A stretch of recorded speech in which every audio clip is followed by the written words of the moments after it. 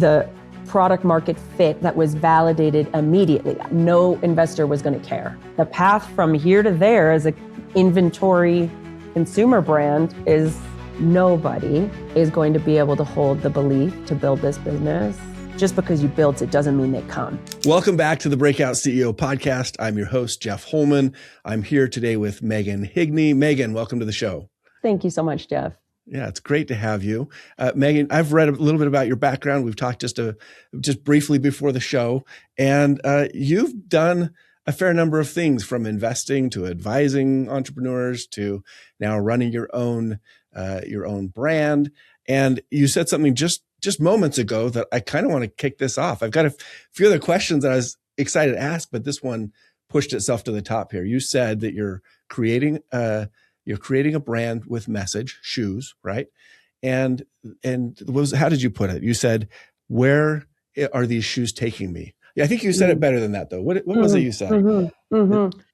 Yeah, I was saying that, it's a brand that's about these mundane moments, right? That where we walk, in our day, where our feet can take us, as much as they are kind of the big dreamscape. Where might these shoes take me? It's sort of the both and of the here and now, be here now, and dream about where we're going. I love that. And I want to get into that in the episode and figure out where your shoes have taken you and where they're going to take you.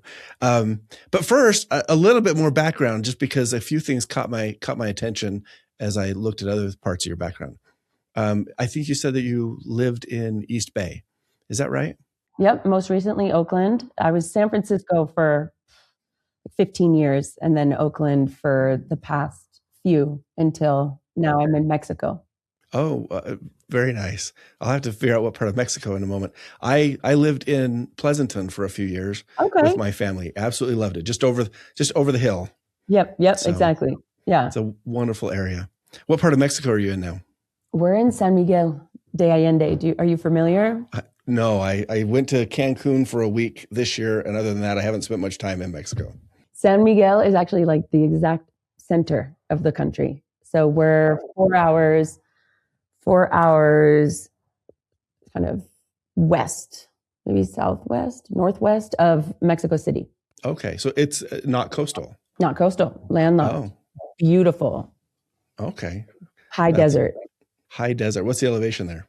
It's over 6,000 feet, almost 7. Because Mexico City's like 7 or something, right? Like 70, but yeah, Mexico City's a little higher than us. Okay, and we're about 4,300 where I'm at here in Utah, but you're up there. Of course, yeah, we are. Well, that's fantastic. The other thing I heard in some of your background was that you're maybe a soccer player. Is that right? Little football. Did you get that? Yes. I don't know. I heard it somewhere. It's funny because I would have said, well, I used to be, growing up, I was a huge soccer player, but now in Mexico, we have a pickup game every Sunday, and it's with our kids. So it's parents and kids. I mean, parents who play, but some of them we go kind of hard. So now I'm playing every week. That's fantastic. Parents and kids. And is it outdoors? Is it on a cement? Because sometimes you're playing, I don't know what they call it in Mexico. In Peru, when I was there for a while, they called it fulbito. Okay. Yeah. Futbolito or something. No, it's grass. It's cancha. It's grass. Normal. Okay. Yeah. Oh, very nice. And what position do you like? I mean, I used to play striker when I was young, but now, I guess I kind of try to hang up there so that I don't have to run as much with these young kids. I'm like, you guys stay in the typical midfield. Striker. Yeah, you only run for the goal. Exactly. I'm like, I can't play mid with these children. They have lungs like no other. That's funny.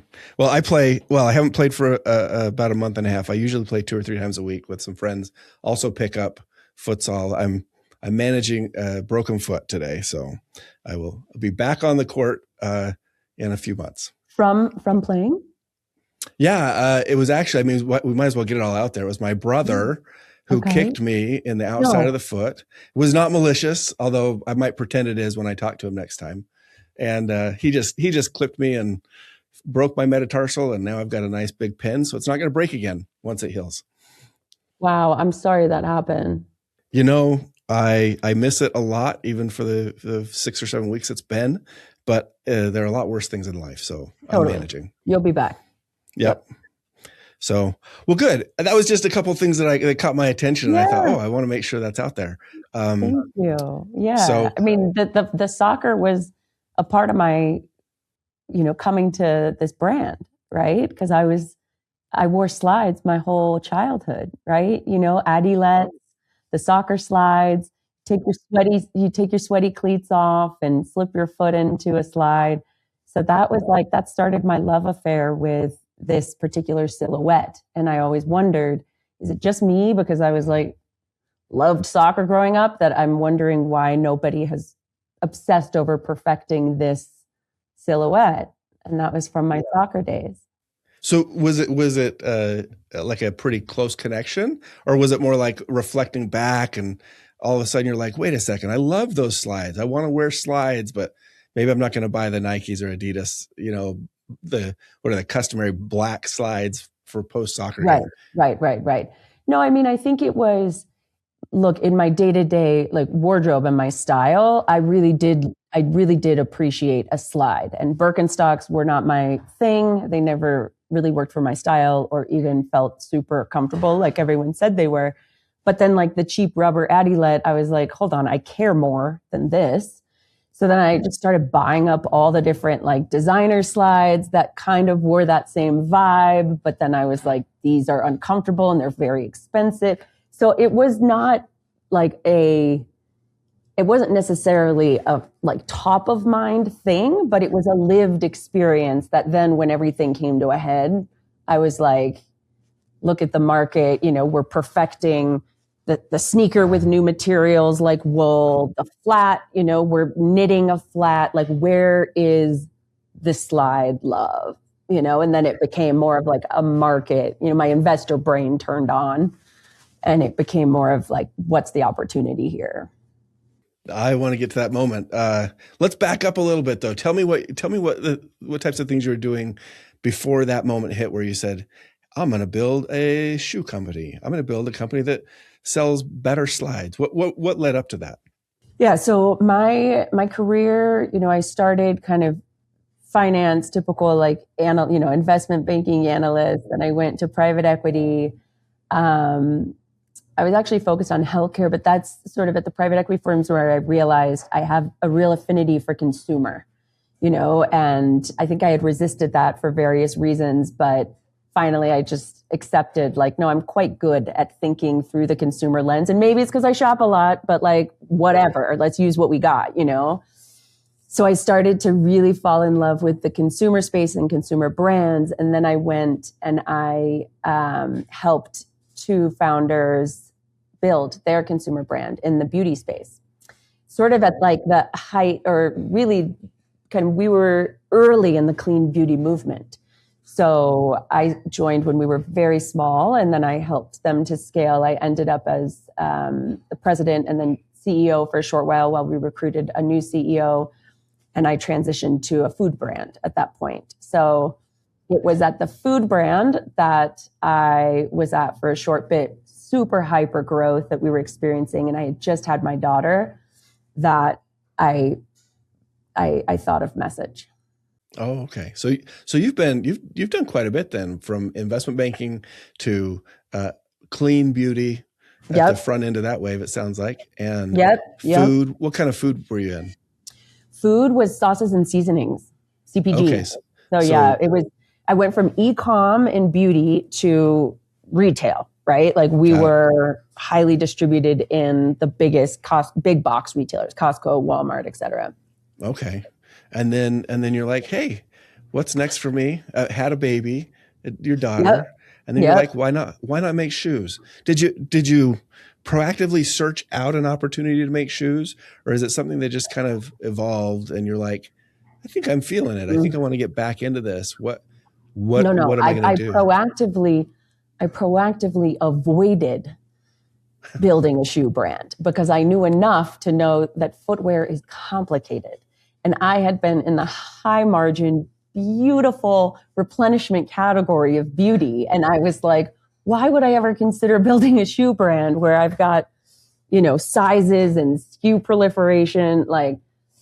No, I resisted it for a long time. And I can joke about it from the, kind of strategic and analytical lens, but I also, I was really nervous to start my own thing. I really think I started to identify as the person who supports other people in doing theirs.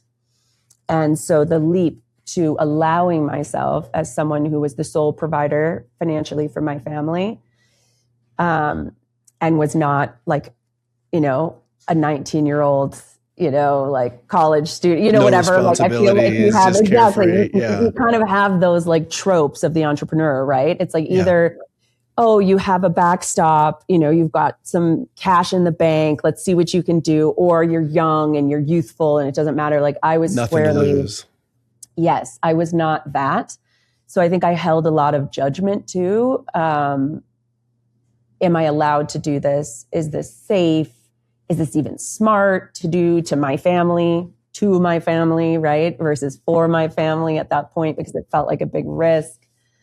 So yes, the journey to founding Message was a reluctant one on many fronts.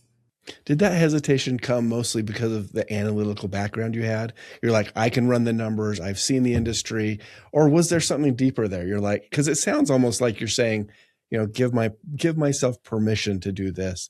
Sounds like it might be more than just numbers. 100%. More than numbers and both, right? Like I often hear entrepreneurs talk about how, and I've seen many entrepreneurs who really thrived not knowing what they didn't know. And I could understand that because I was I think at many moments in the journey to starting this, I felt a bit too eyes wide open, right? In terms of, just some of the realities of what I was stepping into. But of course, it was more an emotional block of like, whew, everything from ever since I was investing in founders.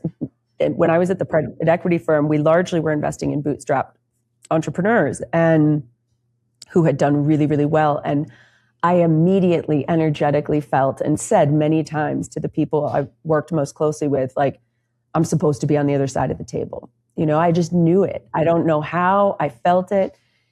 So I think, whatever that was 15 years later or something, it was definitely a permission granting that I had to do to let myself step into the thing I had always felt or maybe dreamed about doing. It was like, am I allowed to do this?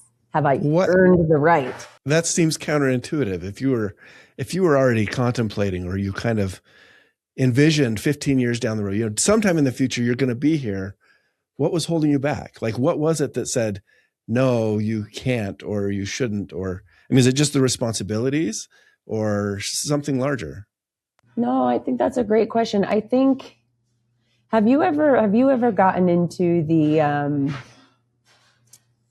who wrote the book? It's basically like upper limit thinking mentality, or the upper limit theory, which is essentially about how as humans, we evolved to kind of have our heads on the swivel, right? So it was not comfortable for us to be super comfortable. And so that we have this like upper limit of happiness is essentially the idea behind the theory. Okay. And I think the thermometer, right? Like we get too high on, too far away from our comfort zone, and we pull back, whether that's too much success, too much failure. And we're like, wait, it's easier right here. Exactly. Yeah. Okay. Upper limit. And I think there was an element of that at play, which was like, since it was the thing I always knew that I was meant to do, wanted to do, fill in the blank, that felt like it was hitting up against my upper limit to actually do it. I call that, I work with a lot of innovators and inventors and people who are creating new things. And I call that one of the 4 fears of innovators. And it's it's not the fear of failure. It's not the fear of theft or whatever. It's the fear of success. And it's like, what happens if this really does work? And I think it's going to, but when it does, like, what's it going to do to impact my family? And then how is that going to impact relationships? And what type of commitment do I have to make to actually like grow the thing properly the way it deserves to be grown if it is successful? Like, I think there's an aspect of that to all of us. 100%. And it's like, speaking of counterintuitive, it's kind of counterintuitive, right? You're like, I'm taking the biggest risk. Of course, that's the thing I want, but it's also maybe the thing I'm most afraid of.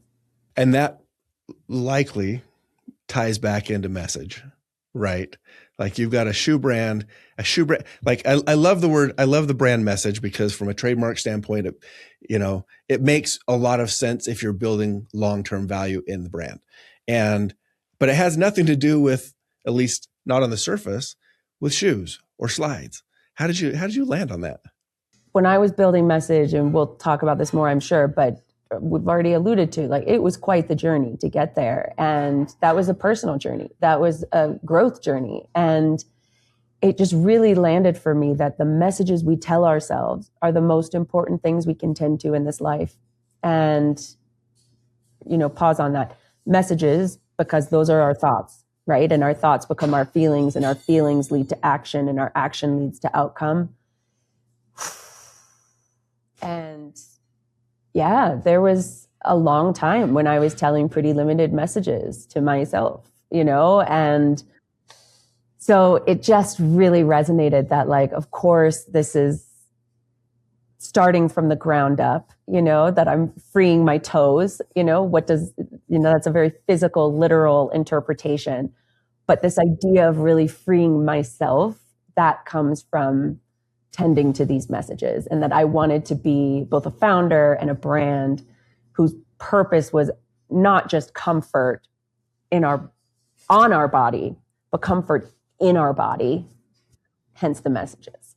Well, I think we're going to build up to this, because I want to hear about building message, and maybe I jumped in a little too soon, but I love what you're doing, and the fact that you've got a message behind it, like, it kind of makes me think, is this like a Tom's? Like, Tom's has a cause behind it, right? Mm-hmm. And and you buy a pair, they give a pair, all that stuff. Is that really prevalent in the industry? Like, is that easy to do with shoes? Why shoes?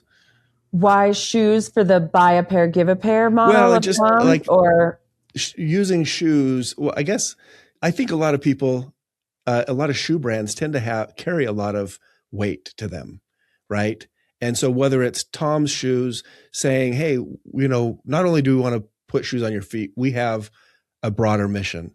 And you saying, hey, like, there's this whole deeper meaning to putting your feet into slides, exposing your toes, being free to walk around. Where will your shoes take you? The message behind those. I guess why do we have this deep connection to shoes? Is that a thing, or am I just making that up? Question. No, it's an interesting observation. I mean, I think that there's a couple different ways to look at it, because with Tom's, like, they obviously had an interesting business model, by the nature of their shoe, their silhouette, how it was made, that enabled them to give purpose in the way of gifting shoes, right? And when I built Message, I was very clear, like, both just the nature of how expensive it is for us to manufacture in Portugal, like that wasn't going to be baked into our business model. But I think it's an interesting, I mean, not overtly. I think what I knew is, given the message and the purpose and the mission behind this, of course, there's going to be a give back component. What is that going to look like? And there's a lot of ways that I built the shoe itself to enable that, from like an environmental perspective. There are organizations I'm already talking with about doing cool things for them. So that's just because, we're a brand with heart, like, we're going to do good things. But I think it's an interesting observation around people giving meaning to a shoe brand. And I like it because obviously I'm kind of a geek when it comes to feet, but, like, our feet are literally our connectors to the earth, right? There's, whether or not where you sit on the spectrum of, like, earthing and the science of what our body connecting to this planet, can do, for what's actually going on in our body, and the transmission between the two spaces, whether or not you believe in that, is a truth, right? Like, our feet are on the earth. And when I started building this brand, I, like, chuckled, someone who loves puns, how much we could just go to town, with all of, like, where your with feet all of the messages, with all of the, exactly, like what's the Lord of the Rings? Like you have to be careful, when you step out the door, not to lose your feet, like kind of, you never know where your feet are going to take you, right? The Frodo, like, and there's so much in that, I think, because of this idea of like the spiritual nature of be here now, of presencing, of earthing, of our feet and our connection and our, what that does for our presence in our bodies actually being meaningful in terms of how we're carrying and running our energy, in this world. Like I could go on about that forever, but, might get too geeky. But I do think there's a there. So if brands are picking up on that, or if the consumer is, then I think that's great.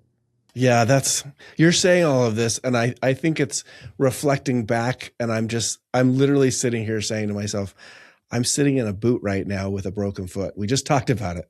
And not being able to, I've got a really good attitude about it, but it's not being able to run, not being able to play tennis or soccer or mountain bike or, snowboard like I would normally do, except there's really no snow here this year in Utah to do a lot of that. Like you're making me reflect on all of the movement and activities and relationship things that I do with people that I am not doing right now. And yes.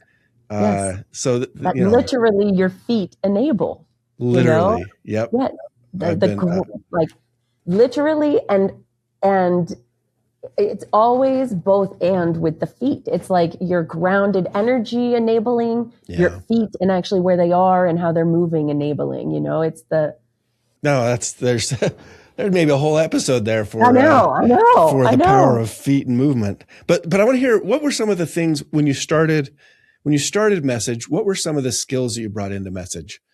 I love that question because I think it actually relates to the hesitation to build Message question. Because when I started Message, I really identified with, of course, all of my finance and analytical background, right? Which then took me to be a pretty dangerous paid marketer, right? Because it turned out, now we're in this e-commerce world where I can make the most amount of money from these platforms where understanding dollars, unit economics, all of the stats that go into that is really beneficial. So, and then I really am a systems thinker. So operationally, like I was very strong thinking about scaled systems, then executing, into that. Like I really enjoyed what I never had or held in the businesses that I had supported in the past was the creative side.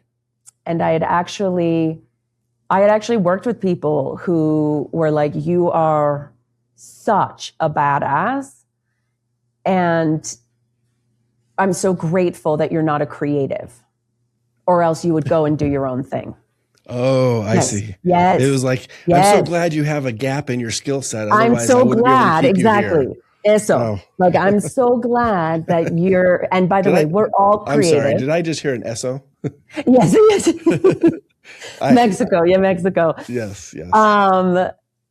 Yeah. And I mean, so many things to say about that, right? Because while we could sit there and be like, everyone is creative, come on. I mean, it really sat with me, right? And there wasn't a lot that I could look at in terms of what I had done up to that point that validated the idea that I was a creative, I started to engage with that very old book, The Artist Way. I mean, Rick Rubin, his latest modern version of that. And I felt it in my heart, but in terms of my output, that wasn't my genius up to that point. And so that was a real fear of mine, which it turns out when you birth a brand that you care about and that mattered to you and that came to you in your dreams and you couldn't get away from, there is no world that you can't bring the creative energy to that one needs. But I think what I had really brought was a lot of strategy and, just a lot of the pieces in place to execute. It's not hard for me to look at the numbers and say, my goodness, we need to start shipping these things since we have to air out of Portugal. We got to get them out of shoe boxes because I can't afford that. Like, that's very natural to me. It was not very natural to say, here's how I want this to look and feel. It's in my brain. I know the world, but here's how we're going to put that into every touch point of this brand. Well, so what was the status of the business, or where was it at when you finally said to yourself, you know what, I'm not just an analytical operator. I'm actually doing the full thing, the full skill set. I'm a creative too. I'm a fully skilled entrepreneur. Did you have a team? Were you leading a team, or was this early in the kind of the formation and development of the company, or was this take a while?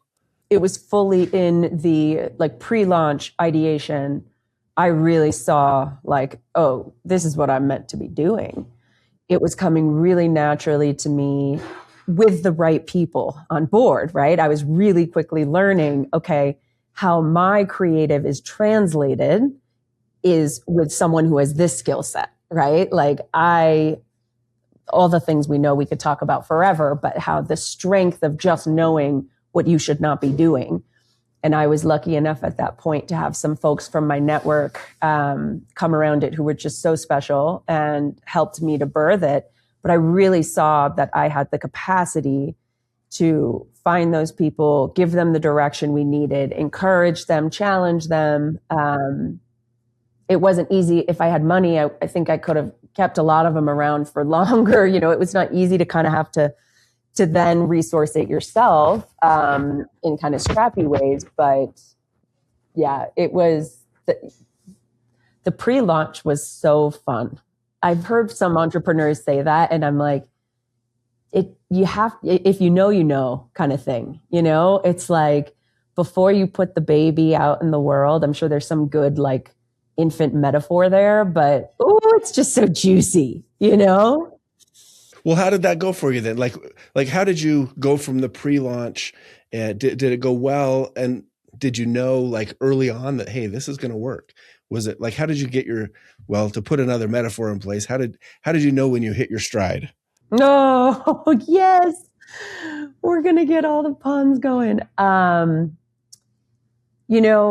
We launched April 5th of 2023. And the launch article was a Fast Company article that said, the Birkenstock for athleisure, ? And it went from there.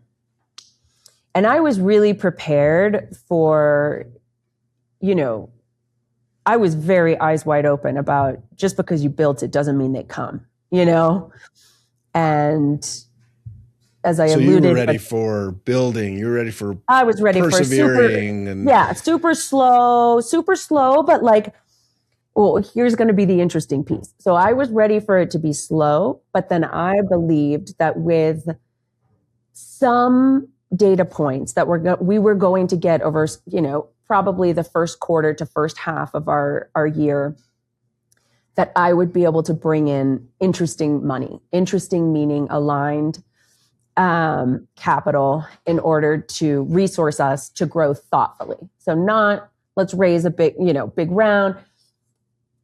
But again, we launched April 5th of 2023. And to ground people in that time, there had been some very big e-commerce IPO flops.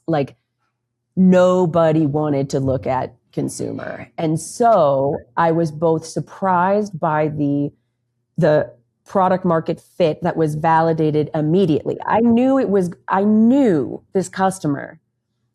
I knew she did not want to buy another Birkenstock. I knew she wanted to be wearing something different than her neighbor. I knew she was spending money on her athleisure outfit, and that what she was putting on her feet to run out the door, or maybe having to lace up on her feet to run out the door, to then take off to do the thing she was going to, was not bringing her joy, was not comfortable on her feet, wasn't wonderful for her wardrobe, right? I just knew. I didn't know that it was going to be reflected back to me as quickly as it was, but then I also didn't know that no investor was going to care. Yeah. because that's a whole different problem. I mean, it's an awesome surprise that your brand takes off quickly, and then a shock to the system when investor interest doesn't follow on just as quickly, right? Right. Like, oh, that's great. Talk to me when you're 5 million. It's like, great. The path from here to there as a inventory consumer brand is.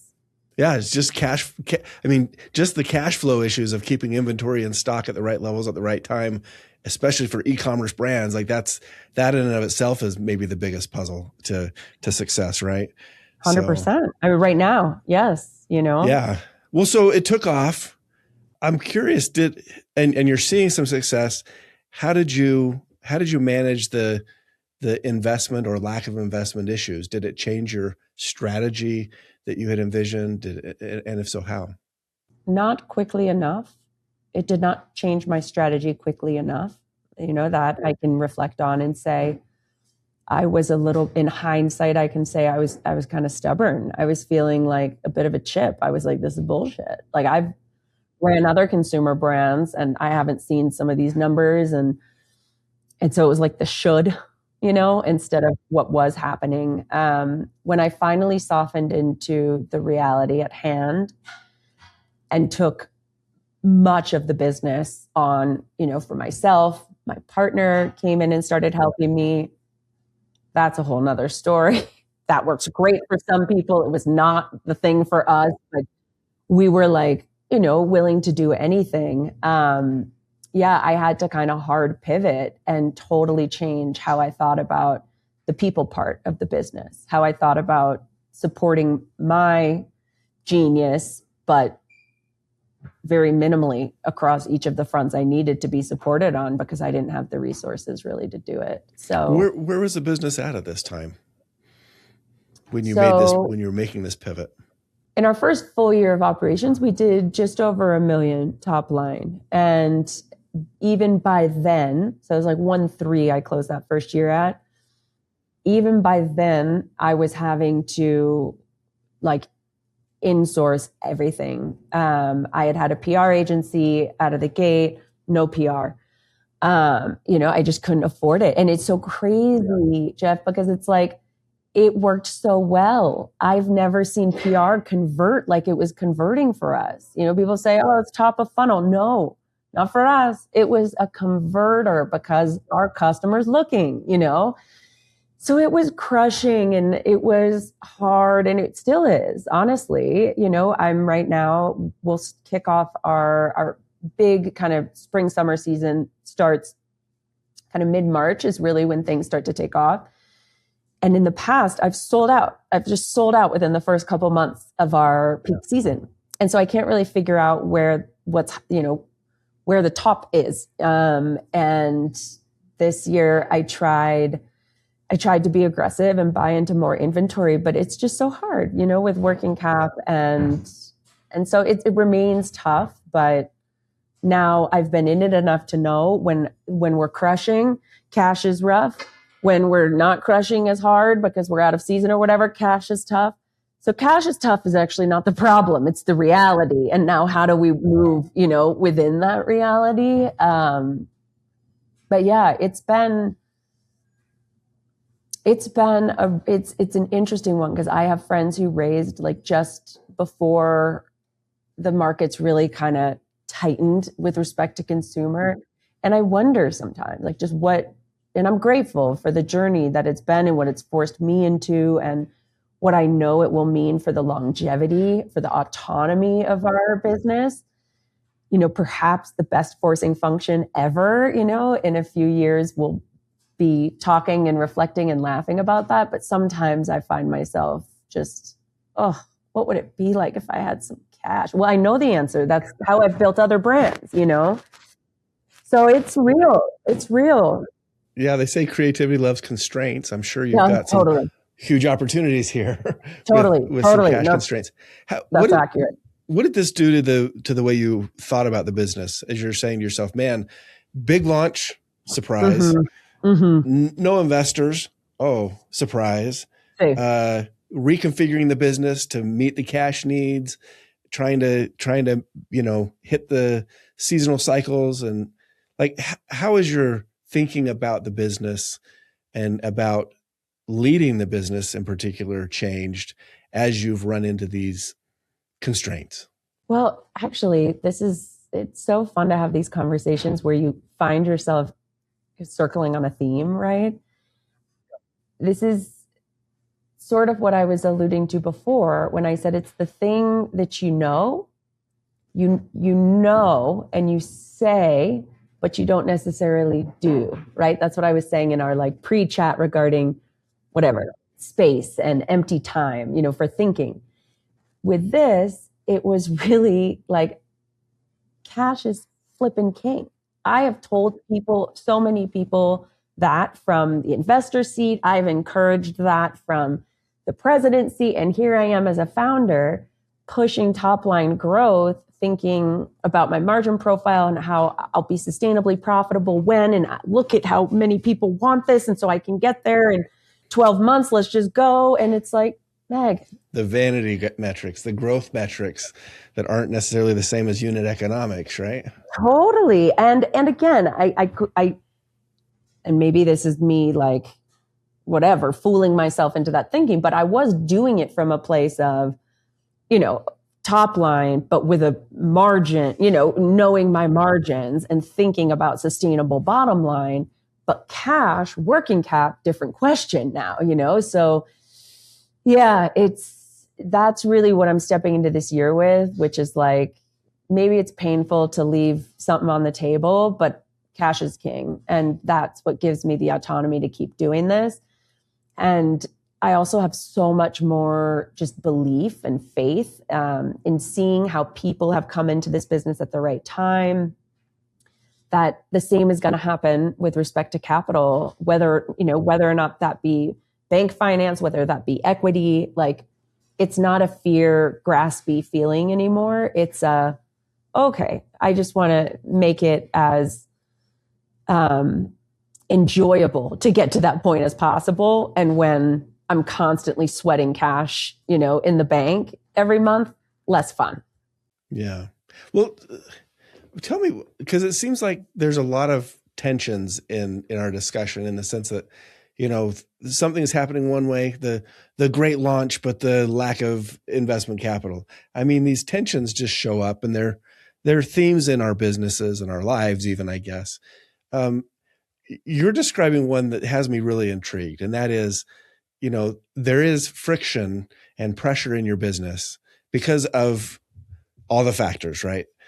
But you're describing to me, it sounds like about the same time that that's happening, you're starting to learn the autonomy, or I don't know, is it self-care? Is it, the earth grounding? Like, were these things actually happening around the same time, or were they related if they were? This is where your question about, how has your confidence changed or grown? And I said, everywhere, every day, it's this. It's because the answer is one is necessary for the other. I wouldn't be able to still be here talking to you after everything. And I think this is often the story with many entrepreneurs. I don't think I'm unique. But after everything I described, if I wasn't able to both find the deep gratitude and the lessons that my business has been serving me up, the life lessons, right, on this journey, if I didn't find that as like, what a flippin' gift, and if I didn't allow that, if I didn't sit in the presence and the awareness for that muscle to build, okay, I'm figuring this, I'm learning, okay, this isn't the end of the world, we got that, then I would have pieced out. I don't think everybody would respond that way. Like, it sounds like what you're describing is like literally refiner's fire, or the pressure, and you're coming out of this pressure saying, "Hey, this is actually making me better, and I'm gonna be fine." And not everybody does that. Some people don't take that perspective, right? What is it about you? Because you said early on that you were like hesitant, to really come into this and I guess really follow what you thought was maybe your destiny in a way. And now that you have, and it's not going quite right, instead of saying, maybe this isn't my destiny, maybe I mistook what I thought was going to happen, you're saying, no, this is who I am and I love it. Maybe not all the problems, but I love where I'm at now. That's unique. People probably tell you this all the time, but that seems like a really deep quality that other people could really benefit from.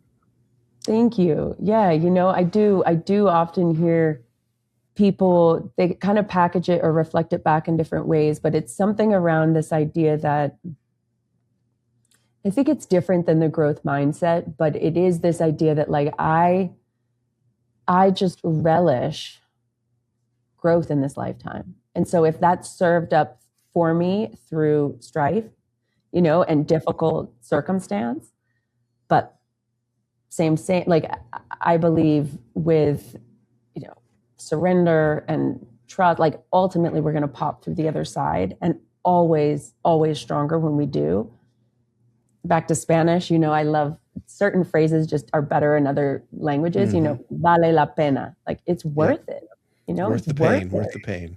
It's worth it. It's right. And like my capacity for joy, my just like ability to be in deep gratitude is so beyond where I even was 2 years ago. And if you looked at my bank account, you'd be like, girl, impressive, because we pushed it to the edge. And the things I used to think gave me peace and security are now things that I don't have in this moment, but I have a muscle that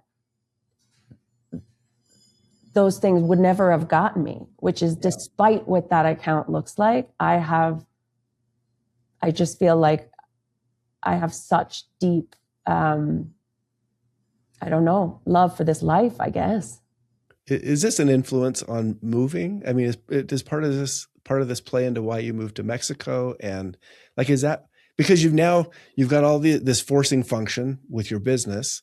No easy task to navigate that. Even on good days, there's lots of pressure. And when there are struggles, even more pressure. And you're like, okay, well, maybe we should move to a new country. And had you lived in Mexico before? Or? No.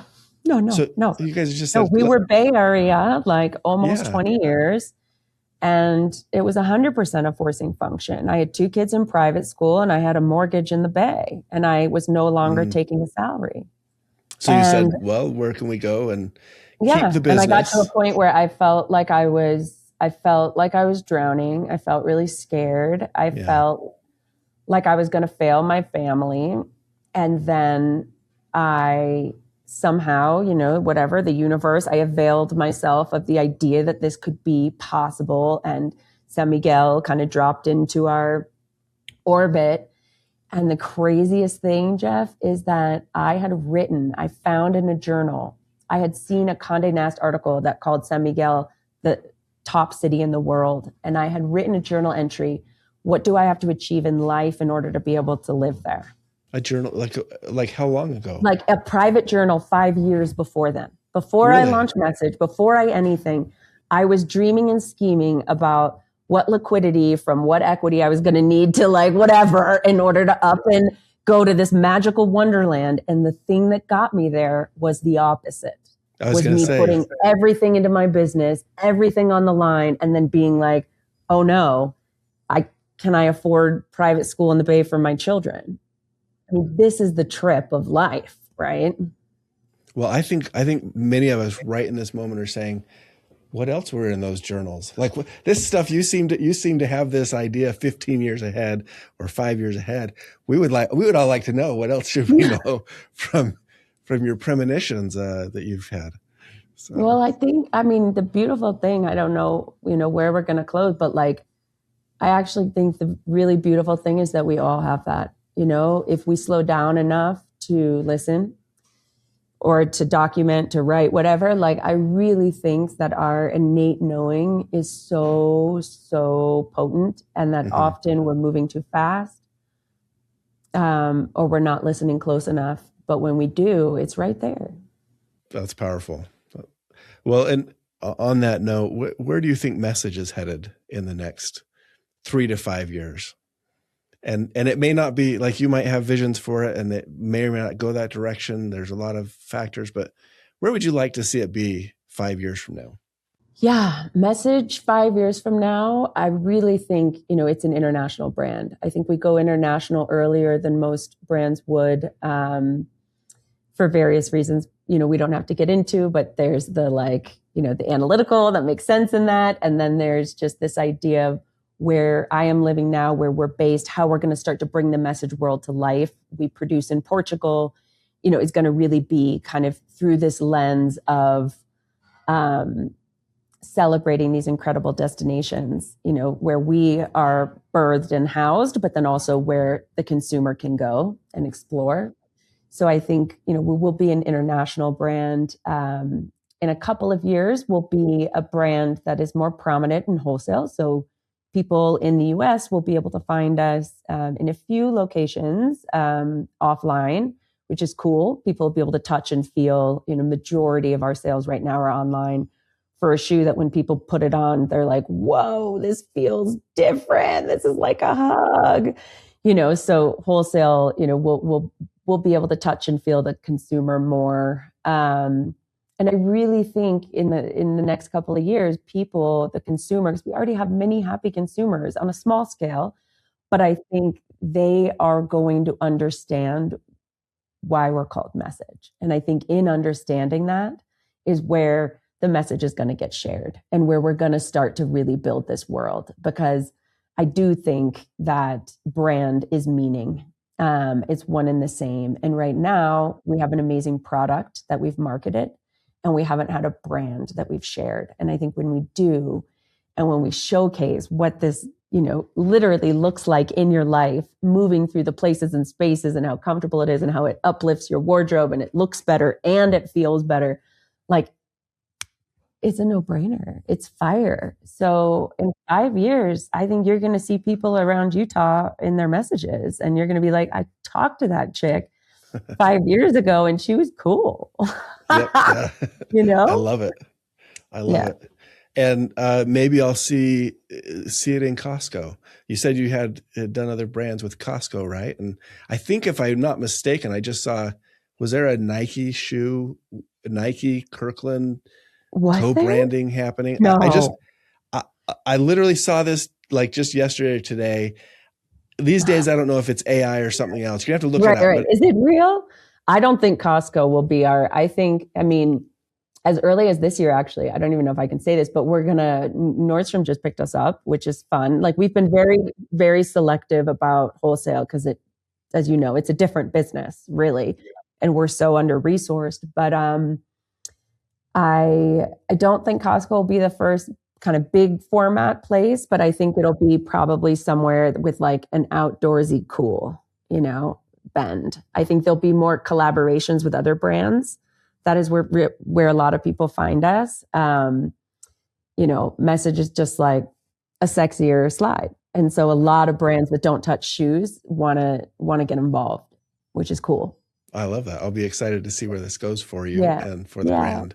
Yeah. So, and on that note, what is a message that you would leave for people like you building brands, building companies, launching products?